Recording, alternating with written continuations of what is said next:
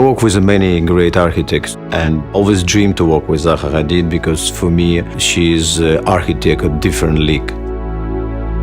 I met Zaha Hadid a decade ago in London. We discussed architecture, art, and we find mutual interest. She likes Russian avant-garde, and I collect Russian avant-garde. The conversation went very well, and I decided to do a project with Zaha Hadid in Moscow. After meeting in London, I invited Zaha to Moscow and introduced to Mayor of Moscow and city planner. I have a very nice site and I want to build a residential project. But unfortunately, it was close to park zone and couldn't get permits. I told her I want to continue to work with her and build my private residence outside Moscow. And she told me, describe me the site. And I told her, I want to wake up in the morning and I want to just see blue sky. I don't want to see any neighbors and I want to feel free. And she told me, do you realize you have to be above the trees? And I said, yes. And she just took a napkin and drew the sketch. I look and I say, I like it. And this is how we start Capitol Hill project. Zaha knew Vladislav, very stylish man.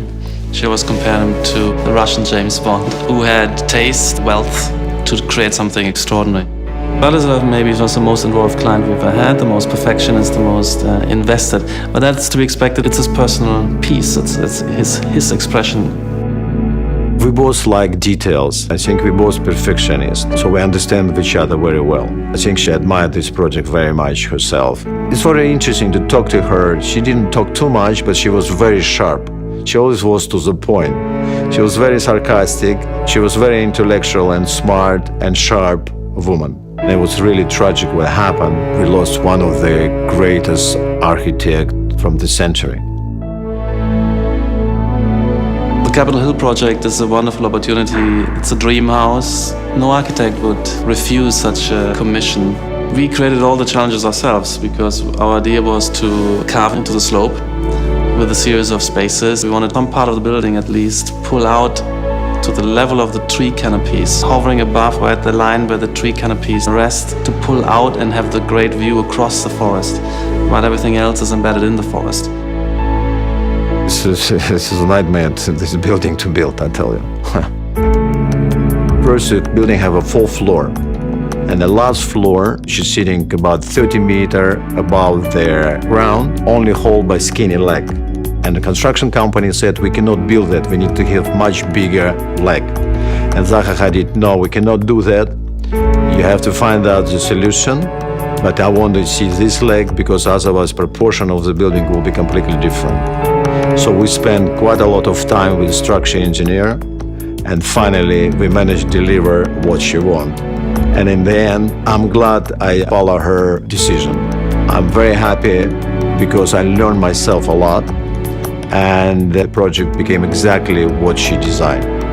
I built 75 million square feet, 71 project, and when I saw Zaha Hadid building, I cannot believe it. I managed to build that together with her. It's one of the kind. And I brought some friend like Julian Schnabel. He was completely shocked when he saw the building. He said, I never see anything like that in my life.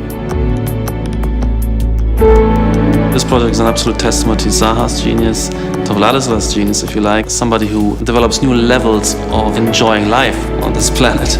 This is a masterpiece. It has Zaha's signature features of organic intricacy, complexity of spatial arrangements, a lot of surprises, but a lot of craftiness and beauty in the final honing of the shape and forms.